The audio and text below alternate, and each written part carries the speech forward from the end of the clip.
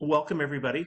Today, the Economic Development Committee of the Morgan Hill Chamber of Commerce, we're going to have the city have a presentation regarding the wastewater rate study that they've done.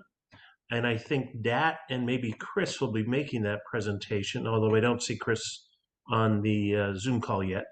Yeah. Why don't we quickly go around the virtual table and introduce ourselves? I'm Rick Kent. I'm co-chair of the Economic Development Committee of the Chamber of Commerce. Otherwise, I'm retired. Dat, why don't you? Sure. Good morning, everyone. Dat Nguyen, Finance Director for the city. Marby? Hi, good morning, everybody. Marby Lee. I'm a realtor with Real Brokerage Technologies. Larry? Good morning, Larry Carr. I'm on the board of the chamber, and I co-chair this committee with Rick, and I'm with the Boys and Girls Clubs of America. Steve Tate? Yeah, I am Steve, and I am retired. Enjoy that. Christina?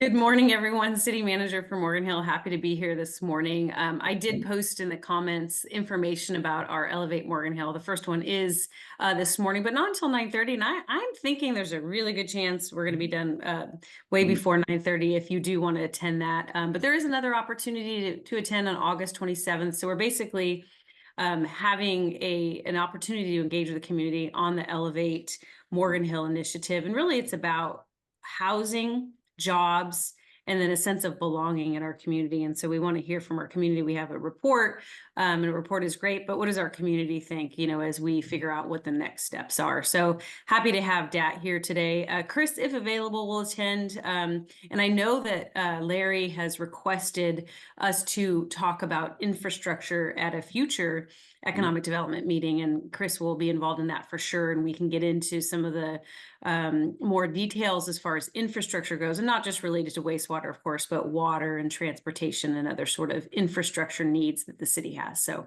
with that, turn it back to you. Thank you. Brian? Brian Sullivan, citizen of Morgan Hill. Alex? Hi, good morning. Alex Kennett, the Open Space Director, local realtor, and trying to define what retirement may mean for me. Hey, it's good once you get used to it. John Horner? Hey, everyone. John Horner. I'm retired in that nobody's paying me, but I'm on the school board, the board of the Edward Boss Prado Foundation, the Morgan Hill Education Foundation, and the Kiwanis Youth Fund. So I'm keeping plenty busy, but I don't get any W-2s to speak of. But also, Christina, the invitation I have for today's event says 9 to 11. Yeah. You're muted. Sorry, I copied and pasted that from the forward one. So let me just double check that. I maybe it's a registration period, but let me look and I'll update. Sign up Genius or whatever the city sent out, and that says 9 to 11. Got it. Okay. Not trying to be difficult, just providing information. No, appreciate that. So we may be losing people as we get to 8:30. And if I may, I just went to our website and I do see, besides the 4-1, a 9:30. So could you just let me know where you're looking so I can fact check that? Well, yeah, I mean the actual invitation I got. Okay. So a text yesterday from Edith. Okay. I'll reach out to Edith. Thank you so much. Two different sources, a text. I think everybody in her contacts she sent, and also the actual invitation where you sign up. Okay. Appreciate it. Thank you. And I see Joe just joined us. Joe, you want to introduce yourself? Joe Muller, resident and member of the Planning Commission. Katie. Good morning, everyone. I'm sorry I'm commuting into Morgan Hill, so my camera's off and I'll remain muted. But Katie Kistian with Heritage Bank of Commerce and Morgan Hill Chamber Board member. And lastly, Steve McFarland. Hi, good morning. Steve McFarland here, part of the chamber. I'm also commuting, so I'll mute myself. Thank you. Thanks. Okay, so we're ready for the presentation. Dat, I presume you're on. Yes, so I can share the screen for my presentation here. Yep, there you go. You have control that.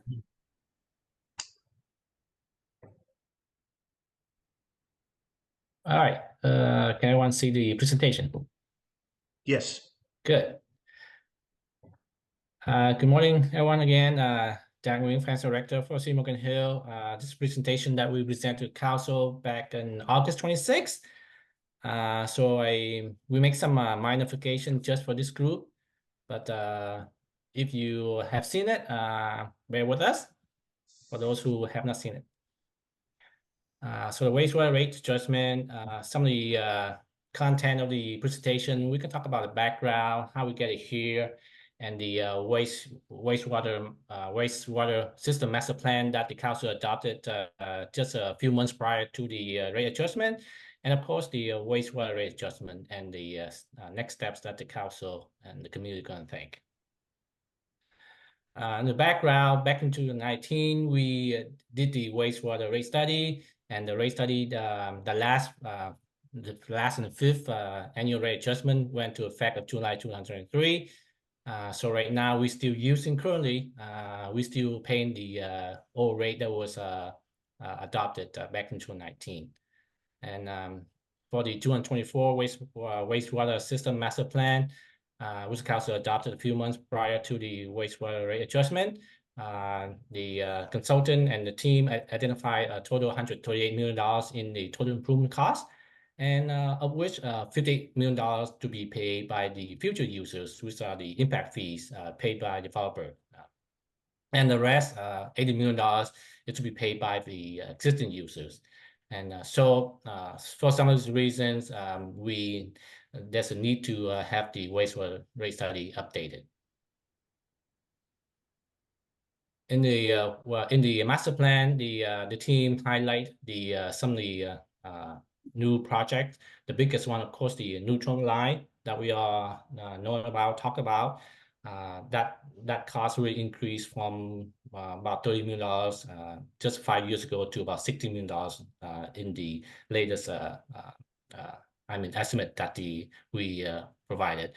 And that actually the need for the resiliency for the existing users, that including some of the upgrading the existing pipelines to make it bigger, and as well as to rehab and replace the program for a new sewer lines. And just to reiterate that the new users will pay their share of growth from the impact fees. The biggest item, of course, here I just mentioned earlier, is neutron line of $60 million. 75% of that, $45 million, is to be paid by the new users or impact fees. And the other operational cost impacts, of course, we all know there have been past few years, and hopefully stop soon. The significant cost increase in electricity from PG&E. This year, I think January, PG&E implemented, I believe, over 20% increase in the rate for electricity. And of course, with the hope to complete the SCRAW, the regional treatment plan that we share with Gilroy. So, after we expand capacity, the cost will increase as well.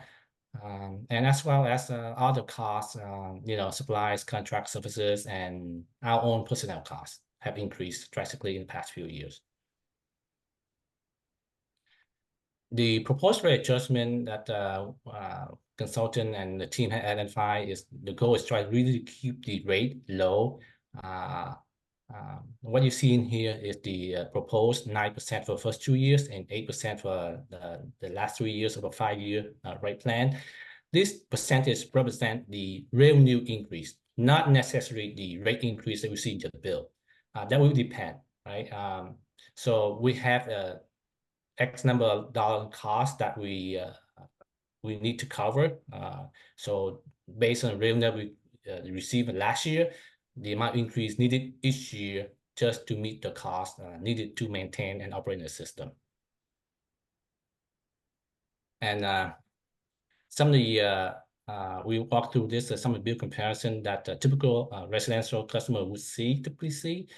if resident customers consume about 7 wastewater or 700 cubic feet of water during the lowest winter months, then they will see the bill increase from $67.23 currently from to $75.16. As I mentioned earlier, this does not represent the, as you can see, the difference between $67 and $75 is not 9%. It's just a typical average. The 9% is a revenue increase needed. So if you calculate it, the actual increase for the average single family residential consume 7 units, we see increase about 12%. There's a reason for that. As I mentioned, one item is of course because we also adjusted the makeup of the revenue from the both the fixed amount and volumetric amount for residential side. Currently, we collect about of the revenue we collected from wastewater, 40% of that come from fixed charges, and 6% coming from volumetric based on your water consumption. With this rate study, we bump it up to 50-50 for residential size only. 50% of the residential customers' revenue will come from fixed, and 50% come from volumetric, from currently 40-60 mix. This is just give you a comparison what how much the city will pay when the rate go to effect. Currently, I would say we are like toward the high end in the Bay Area when compared to our peers of North San Jose or Gilroy. And of course, there's a lot of factors, there are a lot of factors that the reason why the cost it is what it is. One of which you can see the reasons that is the treatment plant itself is not within the city. You see that in the like City of Milpitas, Redwood City, Menlo Park. Those cities like ourselves, we do not have a treatment plant within the city. So we had to move that, the waste that the wastewater further to the treatment plant. So the cost of that is built into the cost, right? So you can see that in San Jose and Gilroy, the rates are lower because the treatment plant's right there. They don't have to pay for a long as like 10 miles plus a pipeline or maintain those. So that's a reason for that. As well as the robustness of the cost of, the robustness and the projects that we have planned for our 5-year capital improvement. And the top table, you see the current rate for wastewater currently and what would be in the next 5 years once the council adopted for every single family residential customers. And here for this group, I also did bill comparison for the commercial residents, commercial account. Commercial choose typically the largest group of commercial accounts we have within the city. They are mostly within the downtown area, and they include the office and restaurants and all stuff like that in the downtown area. And based on the assume that 700 cubic feet or 7 units of water consumption of wastewater every month, the current bill that a commercial account currently pay about $72 will be paid $97 based on the new rate. Again, this is just I would say average 7 unit, and of course the commercial customers tend to have higher water consumption than the residential customers. As you can see, the difference between the proposed and the current rate that a typical commercial account pay about 30% higher. Why is that? Why is not 9%? There's some reasons.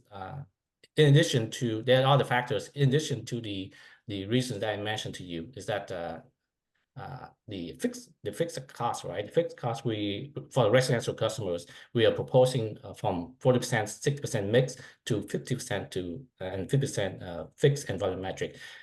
For the commercials, even though the number of accounts within the city make up less than 6%, the water consumption for the commercial customers made up about 20% of the overall citywide.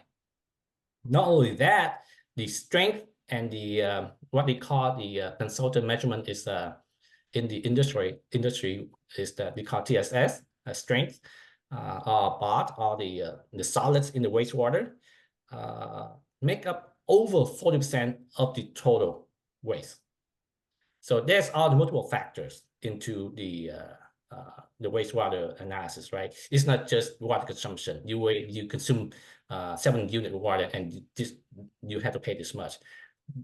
For the wastewater, because the way we operate and maintain a system, there's all the components within the wastewater, besides just the water, right? So when you talk about all those factors, this is why the consultant analyzed the cost would be increased for an average commercial account of 7 units will increase about 30% for the first year. That's only the first year. After the second year and to the 5th year, you will see that the increase will match what the proposed rate identified, which is 9% in the second year and 8% in the last 3 years. So the first year is more like adjustment year to reflect actual the cost to make the service and the cost for each of those customer group. This chart shows with the proposed rate increase, the city should have sufficient cash to maintain an operating system as well as to take on the capital improvements that we have identified. In the rate study, we also want to maintain the surcharge for those lift stations for those customers that live within the lift zone area. Currently, we charge them $11.23 for those customers that live in the lift zone area, and that will be proposed to increase 9% again for the first 2 years and 8% for the last 3 years of the 5-year rate plan.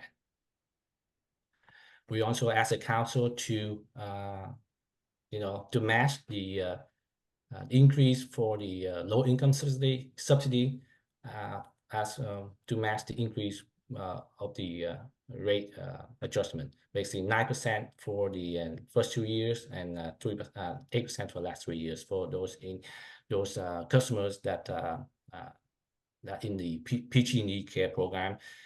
Currently, we have about 332 of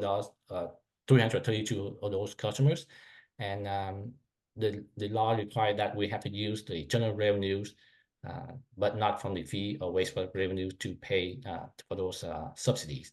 And we have a revenue stream for that.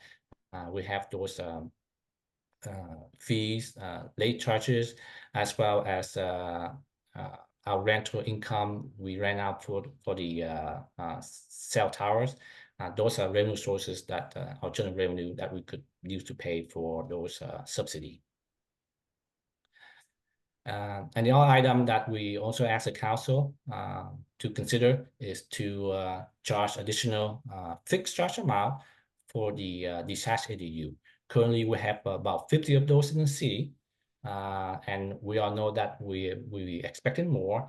Basically, it's just more like a fair and equitable, because we believe that those single-family homes that have detached ADU, more likely that we rent them out.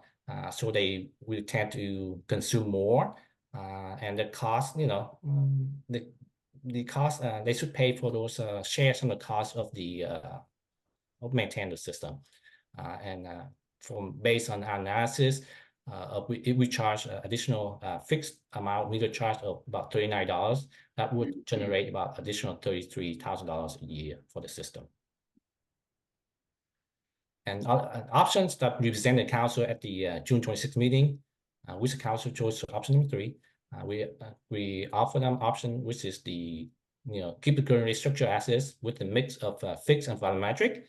And the other option we present to council and community was the fixed rate structure, where most of our peers are currently charged right now. I think Morgan Hill is only one in the Bay Area that we know of currently still charges wastewater with fixed charge and volumetric. But the council want to keep the volumetric portion because they think that that would be unfair for those customers that consume low amount of water, as well as to really defeat the purpose of water consumption that we've been telegraphing community to serve water, right? So we understand the rationale behind it. So, but we did present to the council, and the council decided to chose to stick with current rate structure with both fixed and volumetric, but with the additional meter charge with attached ADU. The next step is, of course, we already sent out the Prop 218 notice. Require us to send 45 days before the public hearing for the council consider next council meeting. And once the council adopted, the rate will become effective with October 1st consumption. So you see that in November bill. Some of the source links I only provide in this presentation, and I would think we share with PDF copy or share with the presentation with the team here is the staff report in 2026 and the rate study, as well as the Prop 218 notice. All these are on the website. And that concludes my presentation. And Krista and I happy to answer the question that you might have. Okay, any questions for Dat? I guess I had one, Dat. When the graph that showed the residential rates, new versus old, which was near the front of the presentation. Yeah, that one. I noticed way up on the right-hand side, it seems like the rates aren't changing much for somebody who's consuming a heck of a lot of water. Yep. Is that true? And what's the story there? Yeah, that's correct. That's true because the rate is based on the as I mentioned, for residential, we make up of about 50% fixed and 50% volumetric, right? So because there's a portion of fixed cost in there, if you consume zero regardless, you still get charged $38.90, right?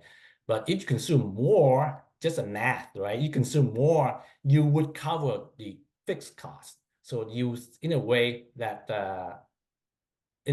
you will see less or not even an increase in the matter or in the last one of 2022 unit of water consumption, you actually see a decrease. Because again, like I said, there's the makeup of revenue from the residential side comes from 50% fixed.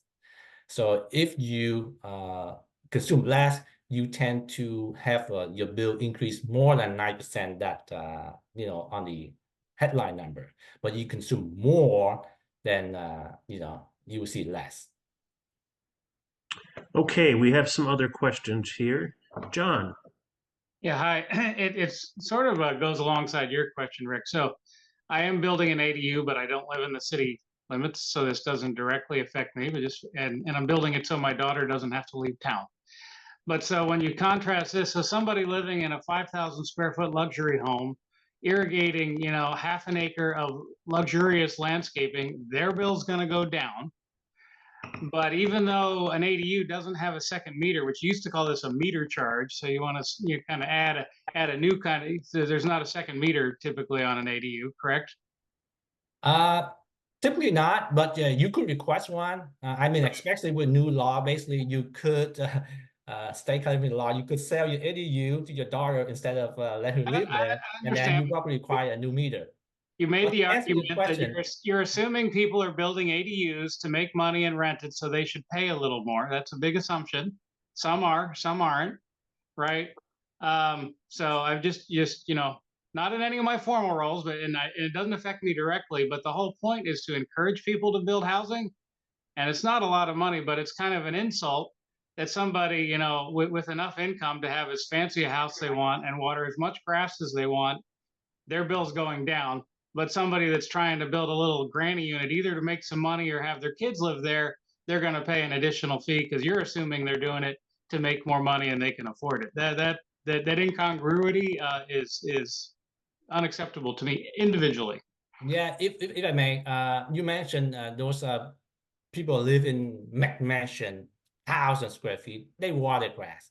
And remember, this is the wastewater. So most of the water they use are not going to the wastewater treatment, right? When you think about it, so that's why I think, but that's why I understand the council point of view and community point of view that we should keep the the makeup of the revenue or the charges for wastewater of both mixture of volumetric and fixed.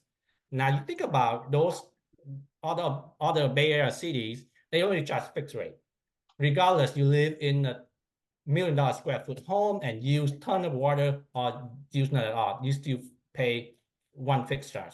And the council decided for Morgan Hill, we decided to keep it, have some, those who live in McMansion that use a lot of water should pay more than a typical single family home that consumes average water unit.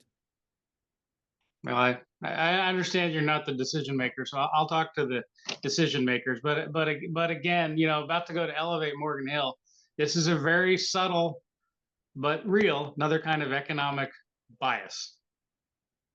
I think one point, John, all ADUs, no matter what, are required to have a meter or a sub-meter. So they are metered. And I think Dad's point is like the size of the house, to your point, could make a difference, but the size of the yard won't, because it's on the sewer side, because it's not based on the landscape use. It'll be, your sewer rates will be based on the winter months when you're not watering. So they don't, on the landscape side, on the sewer side, they're not, no one's going to get charged more for water use on landscape anyways, big or small. No, to be continued. Leave it at that. Yeah, but to your point, this is half the equation. So the water side will still be significantly charged for water use, because there is a volumetric on the water side. This is just the wastewater side. Okay, additional questions, Nick? Yes. First, I wanted to thank Christina and Dad for presenting this morning. This item came up, I think, Christina, when you actually reported out at our last board meeting, and we had some reactions. So we thought it would be really good just to have some more information that we can bring to our members. So thank you for that. Dad, I'm wondering if you can go to the slide that talks about the industry side of it. I have had a few inquiries from especially from our manufacturing section as it relates to the potential increases. There you go, over the next several years. And I just want to make sure that I'm understanding the slide that we're looking at is I think what you said is that for that first year, it may not be representative of the 8 or 9% for that first year. Is that correct? That's correct. Then years 2 through 5 somewhat rebalance out at that 8% increase. So it would be helpful just to understand, I think, especially from a manufacturer that we have as far as members at this point. As you know, there's been many right now still struggling to come back based on volume and utilization of the plant, and how this may affect them. It would be helpful. Could you send me some bullets just from a perspective on the commercial side, on what this really will look like, so we can detail it out?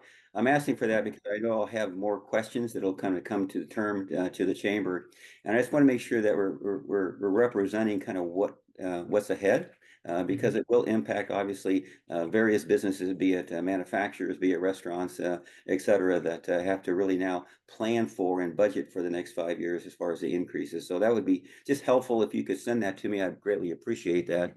And the other reason that I think we wanted to bring it today is to provide a little bit more insight on maybe some interaction that you may have in the upcoming session that you're having, to help prepare for that as well. So thank you for attending this morning. it really affects both residential as well as our commercial members and residents here. And I appreciate the opportunity to really delve into it a little bit deeper. So thank you for that. And you can just send me some bullet points on the commercial side as far as the rationale and potentially closer projections of what a manufacturer may look to see over the next 5 years. That would be helpful. And then my other quick question is that we're looking at, I guess, number 7. Is that representative of the commercial zones that we have today? So depending on where you sit, I don't know specifically based on the manufacturer's side and plants capacity, et cetera, if number 7 is that average? Is that kind of where we came up with that as well? That just No, history no. where it stands? No, I use 7 unit here because it's just one, aligned with 7 unit for residential. But if you look at the total makeup I mentioned earlier, the number of accounts commercial in the city make up less than 6%, right? But their water consumption was about 20%. So you based on water consumption per account, that would be about 19 or 20 unit per month based on a typical commercial water consumption, bill consumption a month. So I just want to use 7 hypothetical, number, because maybe some dental office or some real estate office don't consume a lot of water. They might consume just like normal residential account, but just regardless, if we not group them by category, but just a commercial across the citywide, based on their water consumption of 20% of the total citywide, and based on number of account, that's typical monthly average commercial consumers about 19 or 20 units of wastewater per month. This may be too granular, Dad, but is there a way to break it out by industry segment? So as I respond to our members, if you're a retail store versus a restaurant versus a manufacturer. Sure, yeah. That would be in the rate study, helpful. we have identified all type of commercials and all type of meter size. So I'll send you a link and reference you the page number what to look at. Perfect. Thank you. That'd be greatly appreciated. Okay, Marby. Hi, good morning, Christina and Dad. Thank you very much for all the information. I think my question may have been answered by John's very interesting question. But just from a real estate industry perspective, as we're learning more about ADUs and of course now how the water use affects that. So right now it sounds like ADUs are not necessarily on a separate meter. They're included with the main property's water feature unless they have a sub meter or some other effect. And we in residential real estate are absolutely trying to learn more of the effects of AB 1033 and just so many questions we have about how we deal with those as an actual sale. But our ADUs doesn't sound like they're required to have a separate meter or a sub meter, but can you give me a little more information? I know that's kind of a little off track from what we've got here, but as we're addressing that, in this, I'd like to get a little more information about that. Chris, you want to jump in? Yeah, I can jump in on that one. So ADUs have kind of a long history. Many years ago, they were required to put in a separate city meter. So many of the existing ones have a separate city water meter on them. The state prohibited us from continuing to require that some years ago, even before the recent housing laws. So we do have all residential within the city is required to have a meter or a sub meter. So the ADUs are required to have a sub meter placed on them. So all new ADUs would typically have a sub meter versus a standard meter. And I guess a further question from that, is that sub meter then billed separately or is it part of the main property's bill? Yeah, it has to be part of the property bill, and basically whether this is a multifamily or just an ADU, right? Whoever is putting the sub meter in has to sign a sub meter permit that says, I will charge a water quantity charge to my tenant, so that they are responsive on water conservation. It's primarily about water conservation. Sure. But that's the purpose. Sure. And as AB 1033 and moves along and if we get to the point where ADUs are actually being sold separately, so we're going to have, I guess there's a lot of questions about that. And I don't want to dive into that rat hole right now, but would love to get more information about as that progresses, how water meters are then dealt with, because you may come to a point where you have, the main property has one owner, an ADU has a separate owner, and how do they rectify that? Because I could see a lot of opportunity for issues with that, to put it mildly. Yeah, and we're going to be trying to figure that out. Sure. We have some similar stuff, and we have small HOAs that have that now have master meters and sub meters, and they're managing the billing for the houses within that HOA. So it could be something similar to that, right? If the ADUs are kind of done that way. Yeah, I think that there needs to be more discussion on that, because it's open for a lot of issues, I think, going into the future. So thank you very much for all the information. Larry, you have your hand up. Yeah, thanks, Rick. Dad, Chris, Christina, thank you guys for joining us. As Nick said, this came up at our last chamber board meeting, and I was hoping we would have more business owners and employers on this call to talk about some of the impacts to their businesses. Because if I'm remembering correctly, the message that I was hearing was, it's not so much that this one increase is happening, but that all expenses to businesses in Morgan Hill are increasing, whether it be PG&E, whether it be water, whether it be sewer, whether it be their broadband, or anything else. And so that it is, we're in that business cycle where it is becoming extremely expensive to operate a business in Morgan Hill. And so I know that, these bills are water and wastewater enterprise funds. They are designed to take care of themselves. This is not padding the general fund or going to any special project that the council may be interested in. This pays for this service, but it cannot be considered in a vacuum. Collective costs to either a homeowner or a business are the bottom line that a business owner or a family has to consider, and I don't get to consider this in a vacuum. And so, that was sort of the hope of how this conversation was going to go. But without having a lot of business owners on the call, it's difficult to have that kind of a conversation.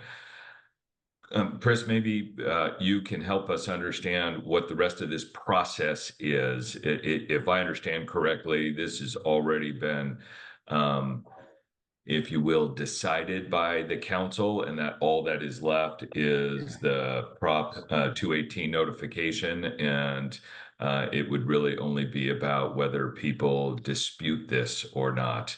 That it's actually moving forward. Maybe you could just talk a little bit about what the process is on this from here on out. I can chime in, Larry. So the next step for the council, of course, on the publication on the August 28th, that's when they're going to count the protest letters that we, residents or meters or account holders been submitting, and the Prop 218 process is that if for some reason more than 50% plus one submit their protest, then the rate cannot go forward. So we have over 13,000 accounts for wastewater. If for some reason we receive more than half of that, or 7,000 something protest letter come by the 28th of August, then the council cannot move. We cannot proceed with the rate adjustment. Assume that we don't, then the council go ahead and adopt the rate as we published in the proposed in the stated in the Prop 218 notice, or I believe the council can make it, adopt at a lower rate than already been, sent out in notice. Thanks, Dad. I appreciate that. So this has been on a public hearing in the past, I'm guessing, so that there has been opportunity for the public to comment on this. Notices went out to every one of those account holders, And so it has been in the public eye, I guess, is the question. Yeah, I appreciate it, Dad. Thank you. Yes, that we send out to all account holders as well as property owners. In case of property owners, whatever rent or lease out the property, the owners and the tenant also receive the notice. Okay, any other questions for Dat or Chris or Christina?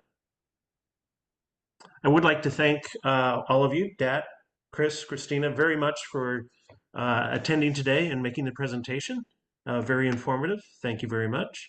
Why don't we quickly go around the table and look for any announcements or updates on events or activities.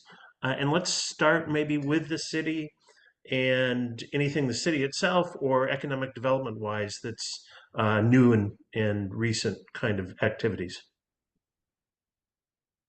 I don't have a prepared report, but a couple things that do come to mind. One, of course, is the Economic Mobility Symposium. And so I posted information on that. It's going to be open house style, the team said. And so they'll be there as early as 9 for that. In addition, on the economic development front and thinking about businesses, you may have seen that KFC is currently vacant. And so we're working with entities to see what we can get there quickly, and that's something that would fit well in Morgan Hill. So hopefully more to come on that. And other than that, I'm just, if I have a few minutes, if anyone has any additional questions for me. Any questions for Christina? No? Okay. Joe, how about an update from the City Planning Commission? City Planning Commission has not met for the month of most of July and the first part of August. We won't meet again until the 27th, I believe. But I guess I should report, and it'll be a little bit anecdotal because I haven't had a chance to talk to Jennifer, but we are seeing a lot of activity still, especially on the residential side. There's a lot of potential projects showing up. And I guess there's a number of projects that have already passed but just have not started, like Crosswinds. Yeah, there's some going through the entitlement process that once we do the final approval, there's still a lot of work to do. You got to go through your whole detailed design review and all that stuff.